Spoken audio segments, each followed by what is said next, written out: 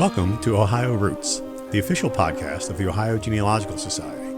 Join us as we embark on a captivating journey through Ohio's rich genealogy, history, and abundant resources. Hosted by me, OGS Executive Director Noel Poirier, this podcast brings you insightful conversations with a diverse array of guests, from OGS members, chapter leaders, and staff to renowned genealogists, historians, and influential figures within the genealogical community. Each episode delves into fascinating topics and captivating stories. So grab your headphones, hit that play button, and join us on this enthralling journey of Ohio's roots.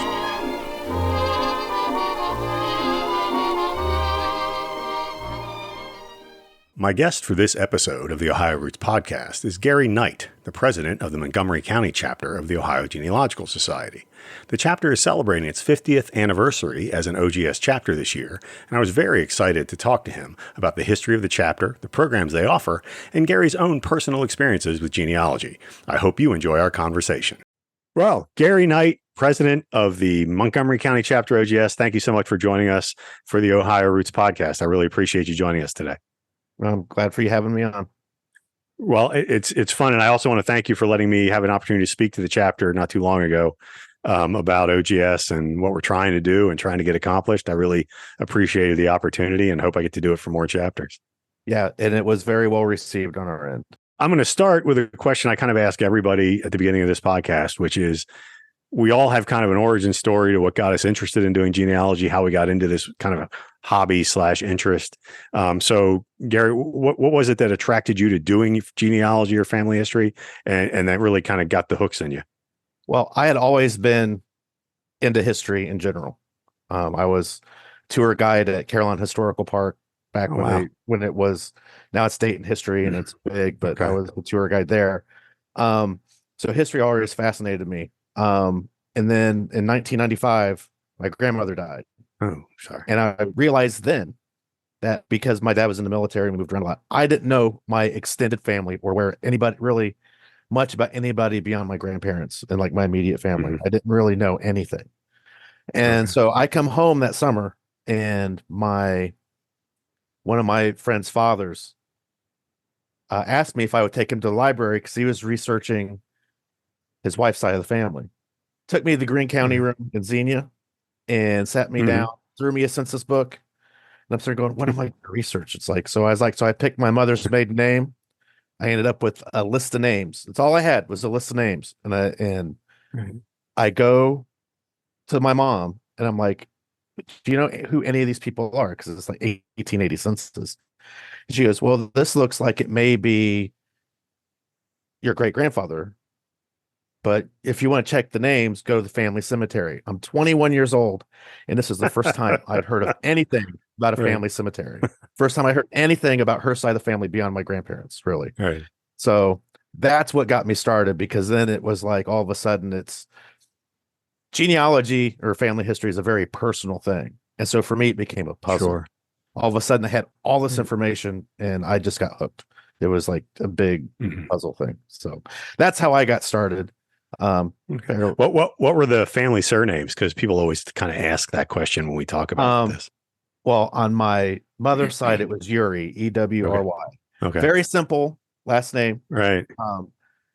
But I found 4 letters, but I have found I think I'm up to 12 different spellings of it in the record. Because it's very phonetic. Ewry. Sure. So I found it so with every vowel but I. So. Right. Well, I got to tell you, I can feel your pain with a name like Poirier with a lot of vowels in it. My name gets spelled, my last name gets spelled all kinds of different ways. So how did you end up? I mean, was your family a Montgomery County family? Surprisingly, yes. This is something I didn't know. Okay. So, wow. Kettering, Ohio. And this is after several years, but I found out that my family, my mom's maiden name branch of the family had been in what's now Kettering since 1814. Okay. That's when they bought their first plot of land. And I still have some very distant cousins that still live on parcels of that. And they don't, and the family cemetery she was talking about was Beavertown Cemetery, which was right next to the original farmhouse. And they donated half the land for it and the church that used to be next to it. So that's that side of the family. And then but I have that whole side of the family is from Ohio. My dad's whole side of the family is from Tennessee. So Okay. That's my dad's side of the family came up during the Depression because of the Oh, jobs. wow. Okay. Yeah, right. Okay, that makes sense. Now, 1814 for Montgomery County seems pretty early, is it? Uh, yeah, Okay. it's not the earliest. I mean, Right. but it got me into our first families in Montgomery Right. County, Ohio. Okay. One of my other duties that I perform for the chapter also is that I'm also the judge for lineage societies. I'm the one that Okay. reviews them and approves them. Sure. And Sure. there are people that have people much earlier than me. I Mhm. was just Okay. happy that I was able to get it in. So Yeah. to get So one name in. So talk to me a little bit, if you can, about the history of Montgomery County in general. What era are we talking about when the county settled and when those first families first start showing up? European families, that is, obviously. European. I mean, they were here. I mean, really, really early. Like Okay. it's around the founding of the state. Okay. So because they would come up the river from Cincinnati. Sure. So, Okay. so we have people here 1802, 1804. All right. So there's lots and there's a lot of them. Or one of the first things our chapter did was start the lineage societies. And Yeah. so there are several 18. I'm looking at the list right Yeah. now. I mean, 1797 Okay. Wow. is That is early. Yeah. like our earliest one on the Okay. list that I see at a glance. Yeah. I know my family on my grandmother's side of the family is from the Cincinnati, Hamilton County, Covington, Kentucky area. So they went back and forth pretty regularly between Kentucky and Ohio and Kentucky and Ohio, Kentucky and Ohio, wherever the work happened to be. One of my ancestors got hit by a train crossing a railroad bridge across the Ohio. So, so it seems like it's a common where when you get into those kind of border areas of the state, there's a lot of that kind of crossover back and forth, it seems. Well, it's not even just the state, it's the counties. Where Yeah. my family settled is really close to the Greene County line. And I Okay. joke around about it where my Montgomery County men married Greene County women. So so it's 50-50 chance on where those early marriages are. Right. Are Right. they Yeah. in Yeah. Montgomery or Greene County? So Yeah. I spend a lot of time researching multiple counties. So Well, that's always makes it worthwhile then, right? no, that's just one. I mean, it's Okay. Yeah.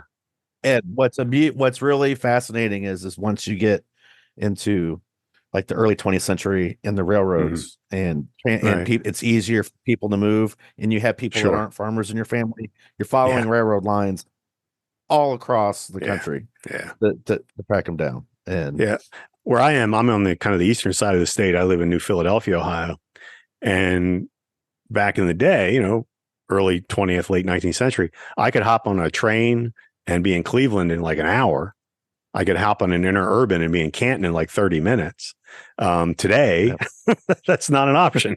It's amazing how easy it was for our ancestors to move around the state relative in many ways to how easy it is for us. Yep. Yeah. Tell me a little bit about Montgomery County chapter. How did it start? When did it start? What's the history of the chapter?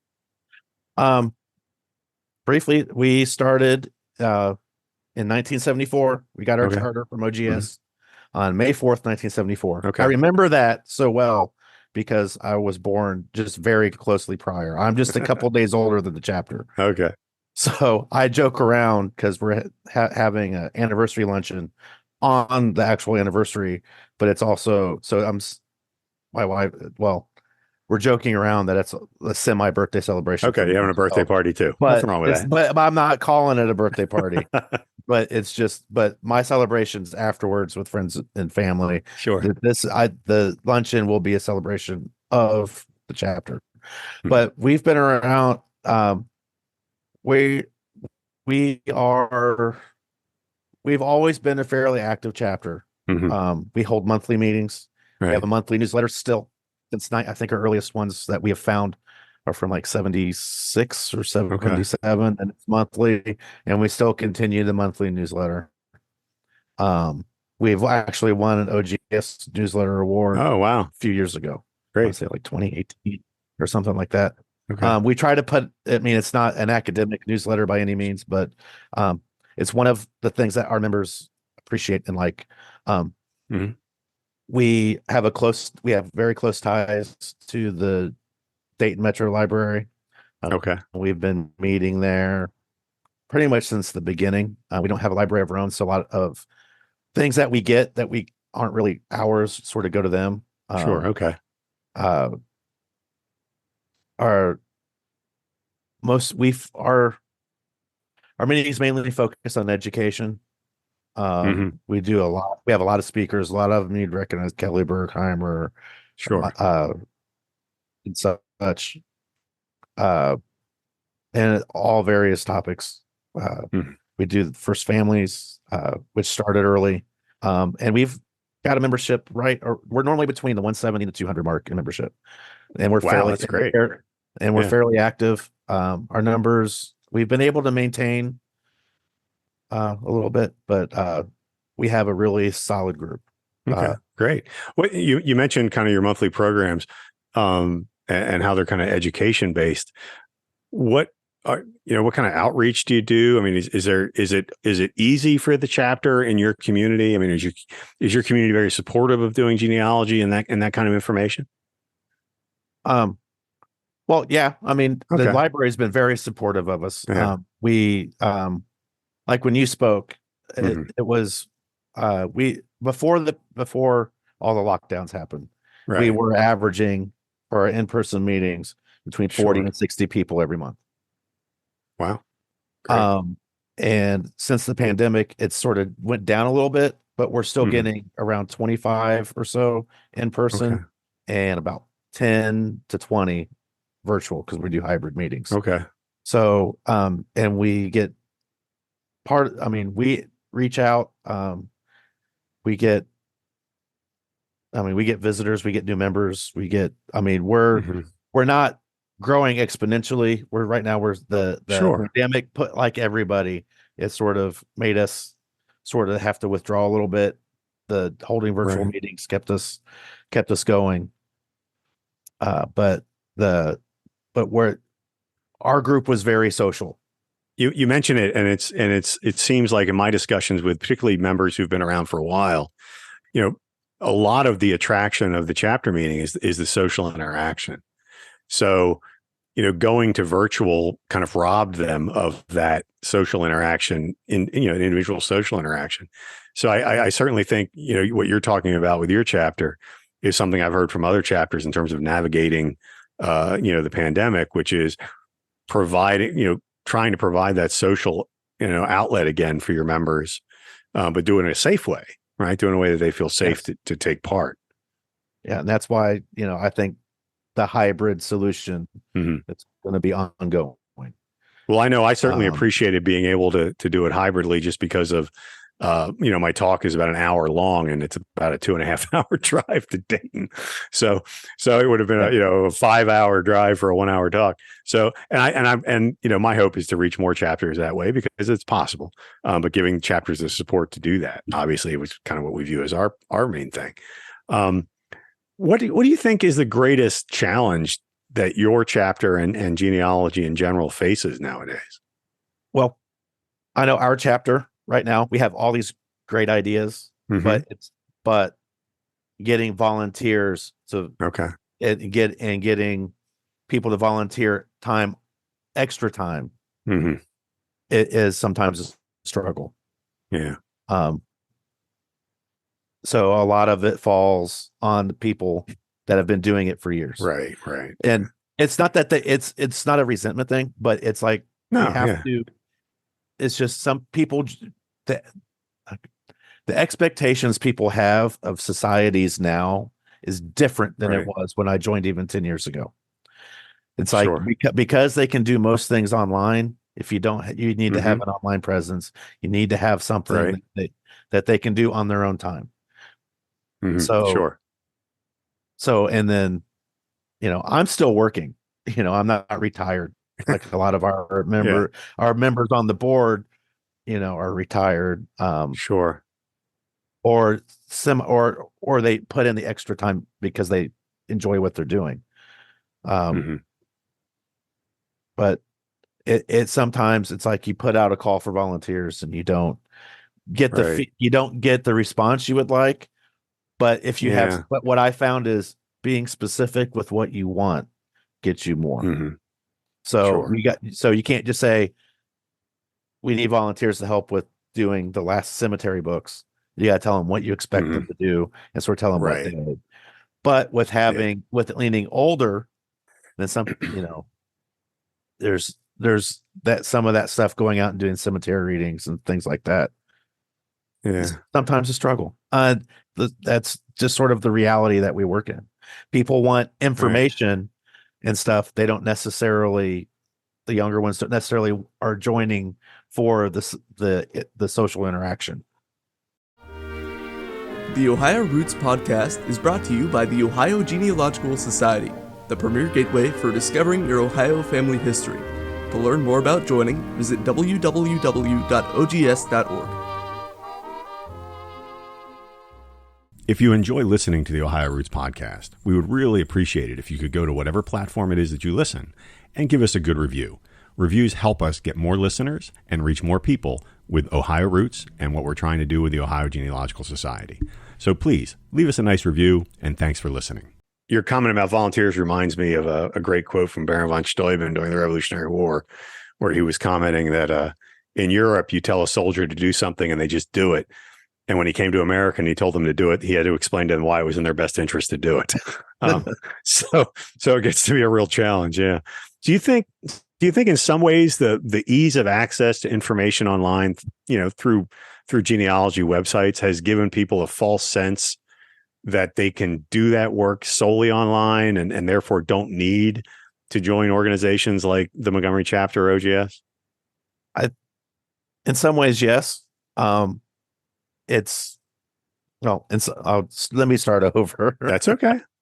In some ways, yes, because the information is there. They can Right. see it. Sure. They you don't have to, you type in a name, it's there. Whether it's the correct person or not, it's there. Mm-hmm. In that way, it's like there's no need It's to instant have, gratification. It's instant gratification where for me, and I say this every chance I get, I learn more from our members than I do from the speakers we have coming in every month. Sure. I learn more from them because their experience and their knowledge, and everybody's has a different approach to what they do, and I learn more from that. So our members are amazing, and I am so appreciative that I joined when I did, because some of them have unfortunately, it's fact of life that some of them have passed, and I learned so much from everyone. So yeah, and I think that gets you kind of reinforce that point. I think that again, if you're raised, I have a teenage son and I have a daughter who's in her early 20s, and they've been raised looking at a screen both for school and for entertainment and those kinds of things. And the idea that they could actually learn something from a human being, in a physical, social setting, I think in many ways is something kind of alien to the idea of how they've been taught and how they've been educated and what they've learned. But I hear what you're saying. I know just when I'm at the library, the OGS library, just in having conversations with people who are patrons there or our own volunteers, I go home with a little nugget of knowledge and information that I wouldn't have had just sitting at home, scrolling through Family Search or scrolling through some, newspapers.com website. And I think what you're saying is a really good, good way to, promote the idea that, come join a chapter, come hang out at a chapter, hang out with these people and glean what knowledge you can from them, because that's pretty important. Yeah. And I have a lot of fun in our meetings. I am not the most extroverted person by any stretch of the imagination, but it's amazing if you just take the time to listen to people tell their stories, Sure. what you can get from them. It may not, it's like you hear people say, I always attend, beginners classes.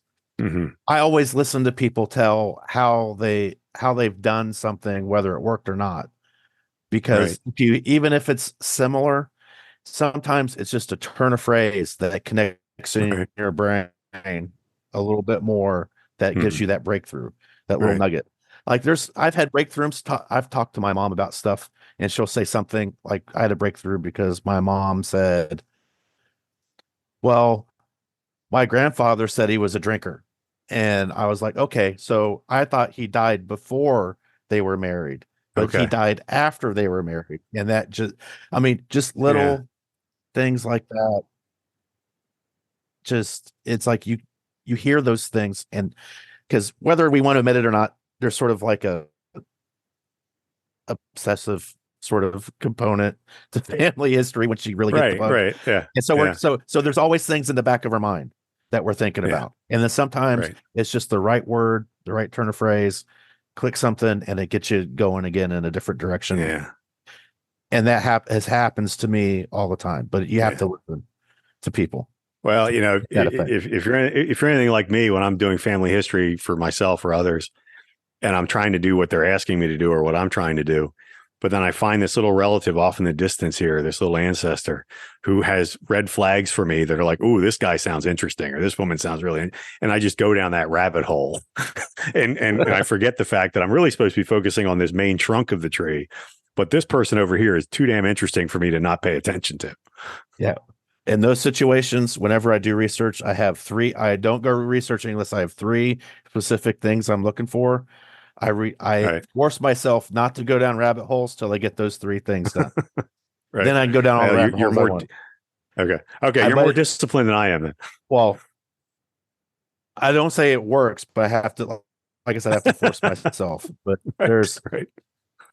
you see an article in the newspaper, and then it's like, what, the kids were throwing matches into a wagon and it caught on fire, and it's just little things like that. And then you're like, okay, Right. and then you Yep. start reading and reading and reading.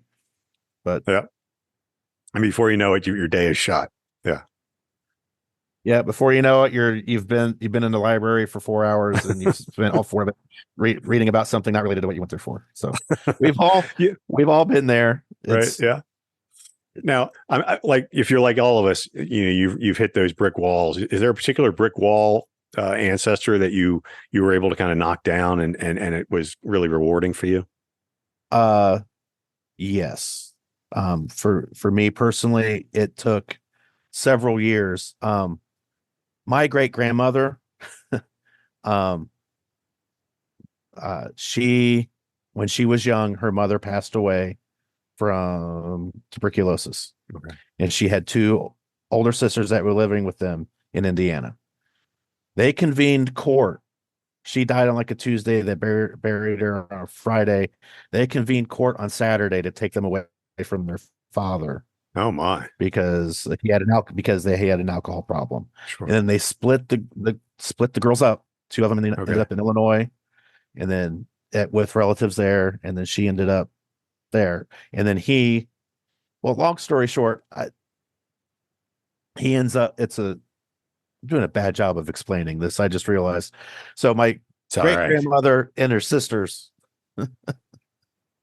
get separated, and they're with other family members. Okay. 2 of them are in Illinois with his sister, and one of them is in the next county. My great grandmother is the next county over with her, her mother's sister. Okay. The dad comes back to Dayton, gets a job, goes back to visit the youngest one, says, "Let me take her. I want to take her to visit her sisters," and then brings her back to Dayton. Okay. While he's here, he has that drinking problem. He gets into a fight with his landlord, and oh geez, and then beats him with the chair. Then he goes on the run. So basically it's the father that and then she gets married, and he disappears off the face of the earth. It took me, this is where my mom's comment about, there's a drinker. So, well, that's an understatement, huh? Yeah.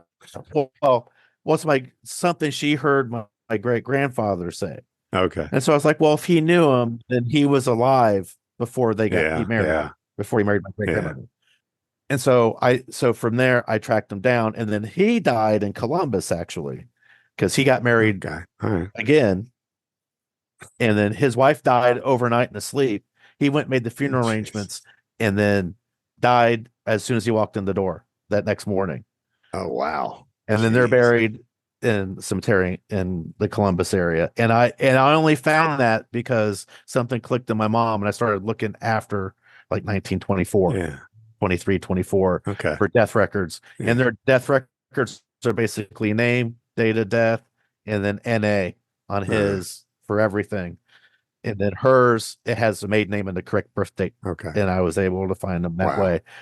But that took me several, just tracking down all those moving pieces. I mean, there's a lot more. I have a whole talk I do just on tracking this stuff down.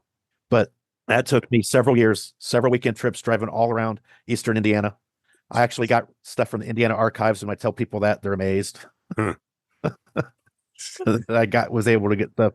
But I mean, it's really compelling and heart-wrenching, some of the stuff with that, because you have relatives saying, please, I can't take care of the kids. Yeah. Please let them go back to their dad. I mean, you could just feel it, and very emotional. But through all that, they all had great lives. All the children had great lives, went on, overcame all that stuff. And, I try to look at. Yeah. I mean, for me, you like what you're telling there is, yes, you could give me your ancestors' birth date, marriage date, and death date, and that's great. But the story that you just told is far more interesting than his mere, moments of birth, marriage, and death. And I know that's what attracts me to doing family history is the story aspect of it. That's what got me hooked, because I didn't know any of this stuff when I started. I didn't have any family stories. Only family stories I had were stuff that my parents were basically present for, or my grandparents were present for. Right. And they wouldn't talk about their parents for various reasons. Sure. But all I knew, all the stories I heard were from like 1960s on. I didn't hear anything before. Yeah. And it takes some time, some effort, and talking to other relatives that you meet while you're doing this. Right. And then you fill in the gaps, and you get stories, and you can confirm them. Yeah. So. Well, I love that story. That was a great story. Hey, before I let you go, I want you to give me a chance, or give you a chance to kind of plug the chapter. When does the chapter meet? Where does it meet? How often does it meet? What do you got planned for this year? All right. We meet the second Saturday of every month at the Dayton Metro Library for most meetings. We do have a website, mcc-ogs.org. Our calendar's there. This year it's our 50th anniversary, so we started off the year. Congratulations! Talking about OGS. Next, we have a couple speakers. I know one of them's coming to talk about Internet Archive, and then we got Shelley Bishop coming to speak. And then we're taking a tour of the Dayton Metro Library, and then we're having a luncheon. One of the things we're also doing this year is we are doing cemetery tours in person, where we are doing some research on people who normally aren't necessarily focused on, but we're doing 4 of them for the larger cemeteries. We're doing David Cemetery, Calvary, Woodland, and Dayton Memorial Park. Those are all on the calendar. The first one's in late March. We all, every year we do an educational seminar. We're still finalizing the details of that, but that this year will be in November. Okay. And then we do a picnic where we do our Lineage Society inductions every summer. We're planning a field trip. Great. to for our members, because there's with some interest to Fort Wayne. So I mean, we do a lot. Yeah, it sounds like a very active chapter, and I would encourage people to check out the website. We'll make sure to put a link to it on the podcast page, so that folks can see it right when they go to listen to this podcast. Garry, thank you so much for joining me today on the Ohio Roots podcast. It's been really a pleasure. I enjoyed your stories. They were great, and I always love hearing family history stories. So thank you for joining us today. Yeah, I try not to bore people, because sometimes you can see the eyes glaze over if they're not really into it, and I try not to get that look on people. Well, tell more stories about drunken ancestors, and you're unlikely to bore anybody. Yeah, but the thing about genealogy in general is you're researching people. Right. And when you're looking through records, you only get records for two things: something good's happening in their life or something bad's happening in their Right. life. So so everybody has a little bit of both. So Thank goodness. Yes. Gary, thanks so much for joining us tonight. I appreciate it. You have a great day. Thank you. Yeah, you too. What a great chat that was with Gary. OGS is so blessed to have so many wonderful chapters that make it easy for people to find like-minded genealogical peers in their own communities. There's also nothing better than hearing about other family historians' unique ancestors and their stories. Thanks to Gary for joining us today, and congratulations to the Montgomery County chapter on their 50th anniversary.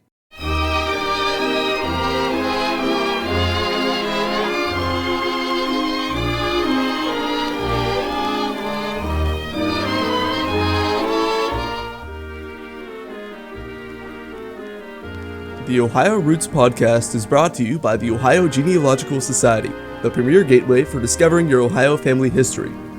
Hosted by OGS Executive Director Noel Poirier and edited by Luke Poirier.